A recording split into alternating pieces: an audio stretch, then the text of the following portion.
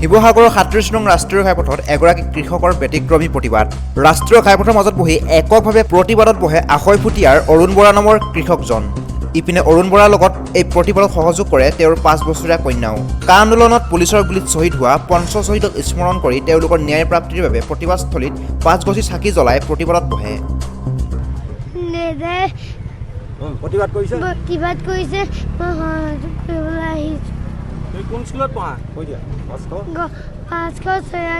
গৌৰগুৰি বালিকা প্ৰাথমিক বিদ্যালয়। ইয়াৰ উপৰি দেশৰ কৃষকে আহ্বান জনোৱা ভাৰত বন্ধৰ প্ৰতি সঁহাৰি জনাই কৃষক বিৰোধী আইন বাতিলৰ দাবীত আৰু প্ৰায় ১১ মাহে পৰিকল্পিতভাৱে কাৰাবন্দী কৰি ৰখা অখিল গগৈক বিনা চৰ্তে মুক্তিৰ দাবীত এইদৰে অৰুণ বৰা আৰু তেওঁৰ ৫ বছৰীয়া কন্যাই ৰাষ্ট্ৰীয় ঘাইপথত প্ৰতিবাদত বহে। মোৰ প্ৰথম দাবী কৃষক আইনখন বাতিল কৰিব লাগে। দ্বিতীয় দাবী কা আন্দোলনত নিহত হোৱা পঞ্চশ্বহীদক ন্যায় দিব লাগে। তৃতীয় দাবী অখিল গগৈ ডাঙৰীয়াক বিনা চৰ্তে মুকলি কৰি দিবৰ বাবে চলিত চৰকাৰক মই বিনম্ৰ অনুৰোধ জনালোঁ। সেইটো চালে যিটো নৰেন্দ্ৰ মোদীৰ চৰকাৰে যি প্ৰতিশ্ৰুতি দিছিলে জাতি মাটি ভেটি ৰক্ষাৰ, সেই প্ৰতিশ্ৰুতি আমি ৰক্ষা কৰা দেখা নাই, পৰিলক্ষিত হোৱা নাই।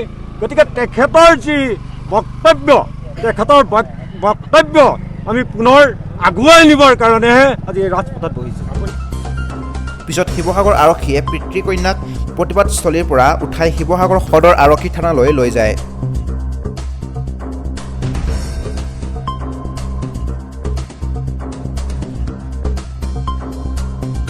শিৱসাগৰৰ পৰা নৱনীতা মুগ্ধাপক্ষী ৰিপৰ্ট, সংবাদ লহৰ। Make wheels India private limited, Chaygaon, য'ত উপলব্ধ মহিন্দ্ৰাৰ সকলো ধৰণৰ ট্ৰেক্টৰ। লগতে আপুনি লাভ কৰিব উন্নত প্ৰশিক্ষণপ্ৰাপ্ত মেকানিকৰ দ্বাৰা বিশেষ সেৱা।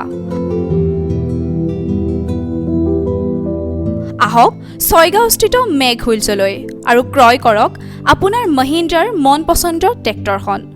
যোগাযোগ কৰক 8486000001।